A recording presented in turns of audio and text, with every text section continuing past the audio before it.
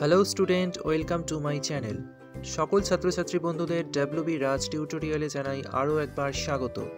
সপ্তম শ্রেণীর ছাত্রছাত্রীদের জন্য বিজ্ঞান বিষয়ের একটি গুরুত্বপূর্ণ অধ্যায় পরমাণু, অণু ও রাসায়নিক বিক্রিয়ার বেশ কিছু প্রশ্ন নিয়ে এই ভিডিওতে আলোচনা করব। এই অধ্যায় সম্পর্কিত আরও একটি ভিডিও আমার চ্যানেলে রয়েছে, তার লিঙ্ক তোমরা ডেসক্রিপশন বক্সে পেয়ে যাবে। সেখানে 32টি প্রশ্ন নিয়ে আলোচনা করেছি, এখানে 33 থেকে আরও কিছু প্রশ্ন নিয়ে আলোচনা করব। ভিডিওটি শেষ পর্যন্ত দেখতে থাকো। চ্যানেলে নতুন হলে চ্যানেলটিকে অবশ্যই সাবস্ক্রাইব করো। তাহলে চলো আমরা আজকের আলোচনা শুরু করি। প্রশ্ন 33, জলের সংকেতে মোট পরমাণুর সংখ্যা কত? 3টি। 34, 5H2O দ্বারা জলের কয়টি অণুকে বোঝানো হয়? এর সঙ্গে আরও একটি প্রশ্ন, সেখানে মোট পরমাণুর সংখ্যা কত? জলের সংকেত H2O এবং এখানে যেহেতু 5H2O বলা হয়েছে তাই 5টি অণুকে বোঝানো হচ্ছে, এবং এখানে মোট পরমাণুর সংখ্যা কত? দেখো, H2Oতে আমরা পাচ্ছি H-এর অর্থাৎ হাইড্রোজেনের 2টি পরমাণু এবং অক্সিজেনের 1টি পরমাণু, অর্থাৎ মোট 3টি পরমাণু। এবার যেহেতু 5 অণু জল বোঝানো হচ্ছে তাই 5 × 3 মানে 15টি পরমাণু। এবার প্রশ্ন 35, জলের সংকেত H2O থেকে কি কি জানা যায়? H2O দ্বারা এক অণু জলকে বোঝায়। জল হাইড্রোজেন ও অক্সিজেন মৌল দ্বারা গঠিত। জলের একটি অণু 2টি হাইড্রোজেন পরমাণু ও 1টি অক্সিজেন পরমাণু দ্বারা গঠিত। 36, সোডিয়াম পরমাণুর পারমাণবিক সংখ্যা 11। Na+ আয়নে ইলেকট্রন সংখ্যা কত? উত্তর হবে 10। যেহেতু পারমাণবিক সংখ্যা 11 বলা হয়েছে অর্থাৎ প্রোটন সংখ্যা 11, তার মানে ইলেকট্রন সংখ্যা 11। এবার Na+ আয়ন বলা হয়েছে অর্থাৎ একটি ইলেকট্রন বর্জন করা হলো, তাই ইলেকট্রন সংখ্যা হবে 10। 37, অ্যালুমিনিয়াম পরমাণু 3টি ইলেকট্রন ত্যাগ করলে উৎপন্ন আয়নটির চিহ্ন কী হবে? Al3+। যেহেতু অ্যালুমিনিয়াম পরমাণু 3টে ইলেকট্রন ত্যাগ করছে তাই ধনাত্মক আয়নে পরিণত হচ্ছে, তাই Al3+ হবে আয়নটির চিহ্ন। 38, যোজ্যতা কাকে বলে?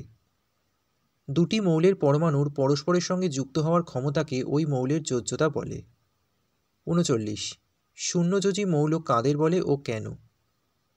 নিষ্ক্রিয় গ্যাসগুলিকে শূন্যযোজী মৌল বলে, কারণ এই গ্যাসগুলি অন্য কোনো মৌলিক পদার্থের সঙ্গে রাসায়নিক বিক্রিয়া করে না, অর্থাৎ এদের যোজ্যতা শূন্য।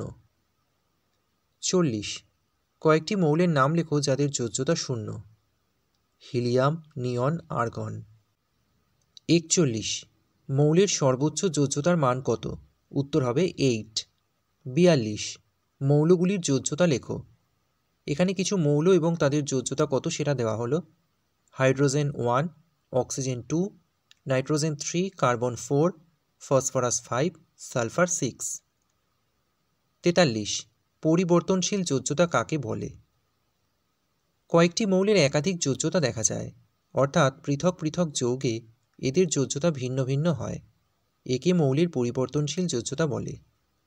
44, পরিবর্তনশীল যোজ্যতা দেখায় এমন কয়েকটি মৌলের নাম লেখো। কপার, লোহা। 45, সর্বাধিক সংখ্যক যোজ্যতা আছে এমন একটি মৌলের নাম লেখো। নাইট্রোজেন। 46, এ এবং বি মৌলের যোজ্যতা যথাক্রমে 2 এবং 3 হলে এ ও বি মৌল দ্বারা উৎপন্ন যৌগের সংকেত কী হবে? উত্তর হবে A3B2। 47, বাথরুম পরিষ্কার করার জন্য কোন অ্যাসিড ব্যবহার করা হয়? Muriatic acid. 48, রাসায়নিক বিক্রিয়া কাকে বলে? যে প্রক্রিয়ায় এক বা একাধিক পদার্থ বিশ্লিষ্ট হয়ে অথবা 2 বা ততোধিক পদার্থ পরস্পর যুক্ত হওয়ার ফলে ওই পদার্থগুলির অণুর গঠন পরিবর্তিত হয়ে এক বা একাধিক নতুন ধর্ম বিশিষ্ট পদার্থ উৎপন্ন হয়, সেই প্রক্রিয়াকে রাসায়নিক বিক্রিয়া বলে।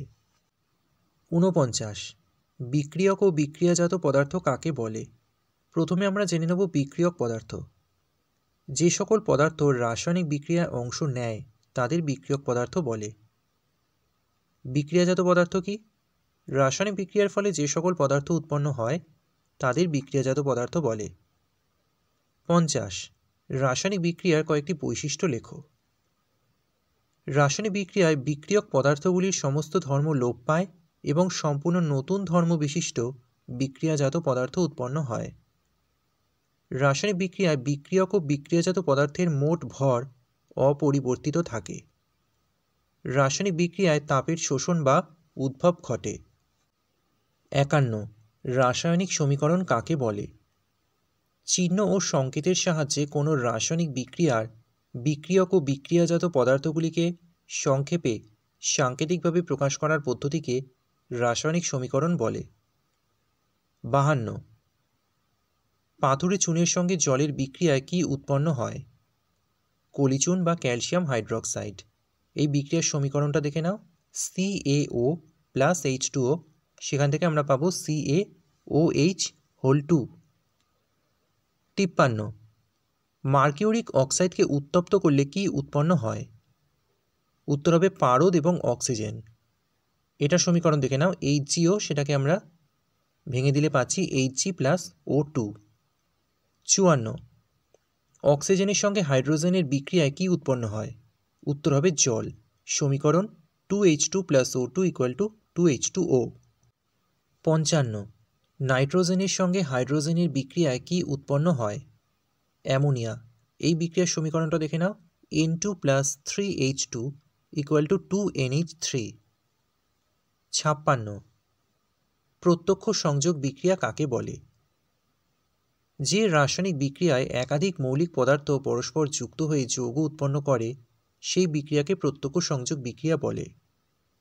যেমন অক্সিজেন ও হাইড্রোজেন মিলিত হয়ে জল উৎপন্ন করে, অর্থাৎ একাধিক মৌলিক পদার্থ যুক্ত হয়ে একটি যৌগ উৎপন্ন হচ্ছে।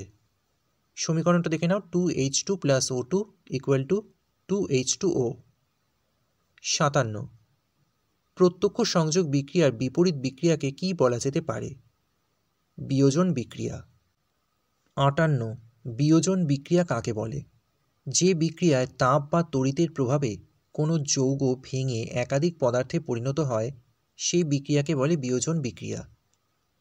একটা উদাহরণ দেখে নাও, অ্যাসিড মেশানো জলের মধ্যে দিয়ে তড়িৎ চালনা করলে জল ভেঙে গিয়ে হাইড্রোজেন ও অক্সিজেন গ্যাস উৎপন্ন হয়। সমীকরণটা 2H2O, সেখান থেকে পাওয়া যায় 2H2 প্লাস O2। তার মানে দেখতে পাচ্ছ তোমরা, প্রত্যক্ষ সংযোগ বিক্রিয়ার ঠিক বিপরীত বিক্রিয়াটা হচ্ছে বিয়োজন বিক্রিয়া। 59 প্রতিস্থাপন বিক্রিয়া কাকে বলে? যে রাসায়নিক বিক্রিয়ায় কোনো মৌল অপর মৌলের যৌগ থেকে তাকে সরিয়ে দিয়ে সেই জায়গা নেয় তাকে প্রতিস্থাপন বিক্রিয়া বলে। 60 তুতে বা কপার সালফেট দ্রবণে একটি পরিষ্কার লোহার ছুরি ডুবিয়ে রাখলে কি ঘটবে? তুতে বা কপার সালফেট দ্রবণ থেকে কিছুটা তামা এসে লোহার ছুরির গায়ে লালচে বাদামি রঙের আস্তরণ তৈরি করবে। এছাড়াও লোহার ছুরি থেকে কিছুটা লোহা ওই দ্রবণের মধ্যে খুলে যাবে, যদিও তা পরিমাণে এতই কম যে খালি চোখে দেখে বোঝা যাবে না। সমীকরণটা দেখে নাও, Fe প্লাস CuSO4, সেখান থেকে আমরা পাচ্ছি FeSO4 প্লাস Cu। 61 বিনিময় বিক্রিয়া কাকে বলে?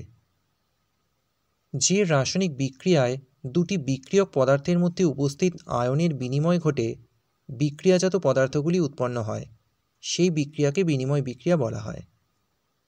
উদাহরণ দেখে নাও একটা, খাদ্য লবণ বা সোডিয়াম ক্লোরাইডের জলীয় দ্রবণের মধ্যে কয়েক ফোঁটা সিলভার নাইট্রেট দ্রবণ মেশানো হলে উভয়ের মধ্যে রাসায়নিক বিক্রিয়া ঘটবে এবং সাদা রঙের সিলভার ক্লোরাইড যৌগ নিচে থিতিয়ে পড়বে। সমীকরণটা দেখে নাও, NaCl প্লাস AgNO3, সেখান থেকে পাওয়া যাচ্ছে AgCl প্লাস NaNO3। পরবর্তী প্রশ্ন, অর্থাৎ শেষ প্রশ্ন, ইলেকট্রন গ্রহণ ও বর্জনের মাধ্যমে কিভাবে সোডিয়াম ক্লোরাইড গঠিত হয় তা আলোচনা করো। সোডিয়াম ধাতু ও ক্লোরিনের বিক্রিয়ায় সোডিয়াম ক্লোরাইড অণু গঠিত হয়। সোডিয়াম অর্থাৎ Na পরমাণু একটি ইলেকট্রন ত্যাগ করে Na প্লাস আয়ন গঠন করে এবং ক্লোরিন পরমাণু সেই ইলেকট্রন গ্রহণ করে Cl মাইনাস আয়ন গঠন করে। এরপর বিপরীত তড়িৎগ্রস্ত Na প্লাস এবং Cl মাইনাস আয়ন তড়িৎ আকর্ষণ বলের মাধ্যমে পরস্পর যুক্ত হয়ে NaCl গঠন করে। সমীকরণটা হচ্ছে Na plus plus Cl minus, সেখান থেকে পাওয়া যাচ্ছে NaCl। তাহলে এই অধ্যায় অর্থাৎ অণু পরমাণু ও রাসায়নিক বিক্রিয়া অধ্যায়ের গুরুত্বপূর্ণ কিছু প্রশ্ন তোমরা এই ভিডিওতে পেয়ে গেলে। এছাড়া পার্ট 1-এর ভিডিও সেখানেও কিছু গুরুত্বপূর্ণ প্রশ্ন রয়েছে এই অধ্যায় সম্পর্কিত। সেই ভিডিওর লিঙ্ক ডেসক্রিপশন বক্সে তোমরা পেয়ে যাবে। যদি ভিডিওটা ভালো লাগে অবশ্যই একটা লাইক করে দিও, ভিডিওটি শেয়ার করো।